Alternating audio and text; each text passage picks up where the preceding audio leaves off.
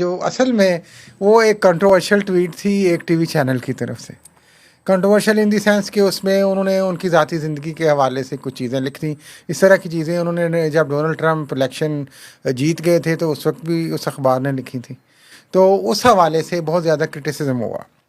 जो Richard Grenell हैं उन्होंने उसको उस टीवी की ट्वीट के शॉट को वो साथ डिस्प्ले करके उन्होंने कहा कि आई विल अगेन से फ्री इमरान खान, और साथ में उस टीवी चैनल को टैग किया, जिसकी वजह से ये डिबेट हुई और फिर बाकी लोगों ने टैग किया।